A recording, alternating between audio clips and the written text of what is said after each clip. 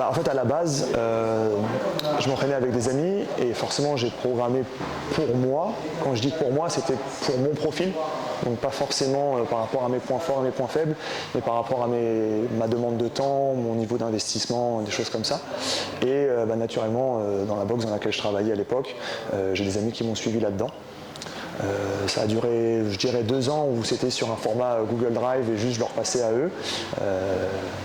Et ensuite, on a eu l'idée avec Yes de se professionnaliser, passer par des applications, faire de la communication et ouvrir à tout le monde qui, entre guillemets, espérait les mêmes progrès que certains athlètes avaient pu avoir avec le début de la pro, quoi.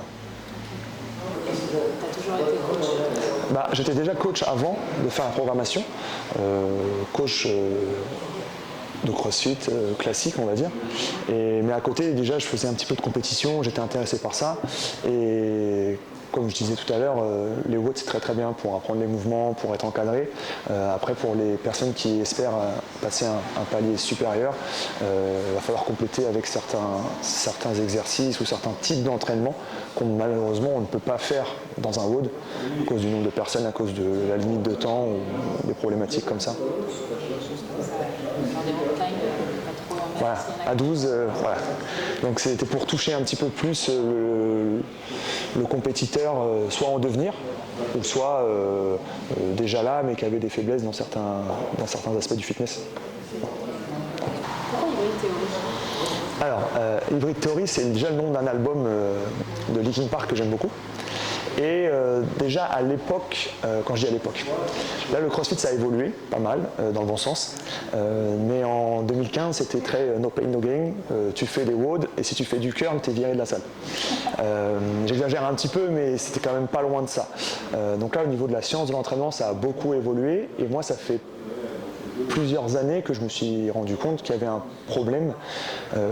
En gros j'ai pas le gabarit du crossfitter.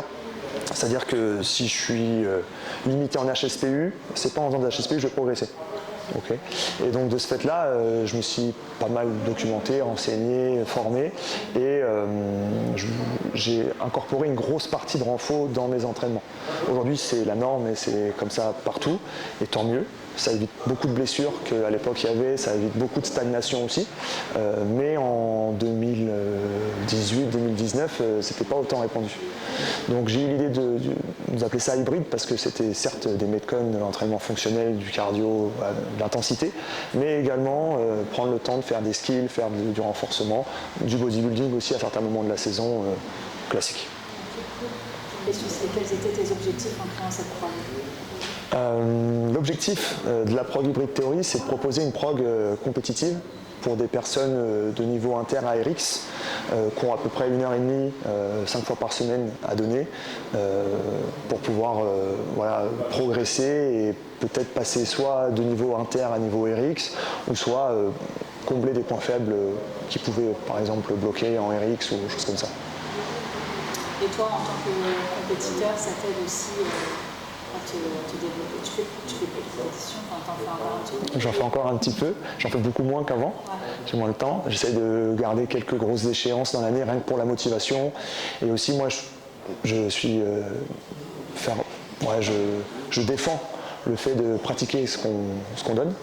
Et donc je suis du mieux que je peux la prog en même temps pour pouvoir adapter au niveau des sensations que moi j'ai, moi aussi de mes athlètes, pour pouvoir individualiser au mieux, on va dire. Donc, même si c'est toujours compliqué sur une prog générale comme ça, mais voilà, si je me rends compte que je commence à être cramé, je me dis que à mon avis mes athlètes aussi, donc c'est peut-être le moment de faire une deload, c'est peut-être le moment de diminuer certaines choses, voilà, des petits ajustements. Donc c'est pour ça que je la suis en parallèle, et puis oui, pour rester dedans, quoi, tout simplement. Qu'est-ce qui fait que la Hybrid Theory est unique? Je pense que déjà la gestion du volume est particulière.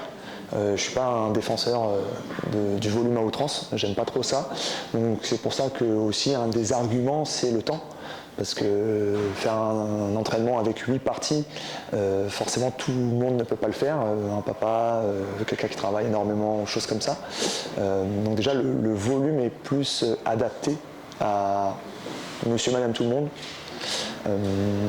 Et après, je dirais ce qui commence à se faire aussi, mais la périodisation sur l'année. Ça aussi, c'est quelque chose qui est assez nouveau dans le CrossFit. Moi, ça fait plusieurs années que je m'entraîne comme ça, avec une vraie off-season où je fais clairement pas ou très peu de CrossFit, ou juste pour me faire un peu plaisir, parce que c'est quand même quelque chose que j'aime. Et une période compétitive, une échéance où voilà, essayer de piquer à un certain moment. Donc là, c'est le même principe. Hein. Ce que je vends dans la programmation, c'est être le plus adapté possible aux compétitions de mai à août. Après, il ne faut pas nous demander d'être en décembre capable d'avoir son meilleur temps sur Fran. C'est pas le but. Ouais. Quelles sont les valeurs que tu aimes donner en tant que coach? Ouais. Les valeurs que je défends en tant que coach, surtout en CrossFit, c'est le bien bouger. Je mets un gros accent sur la technique. C'est pas parce qu'on est dans l'intensité que le mouvement doit devenir très laid. J'ai beaucoup de mal avec les mouvements qui se dégradent. Et surtout être et durer.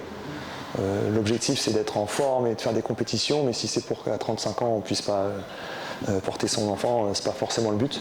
Donc je pense que c'est aussi pour ça qu'il y a une certaine gestion du volume et autant de travail de basse intensité et de musculation, c'est pour durer, puisque voilà, c'est la compétition, la performance, ça marche un temps, mais pas forcément sur le long terme.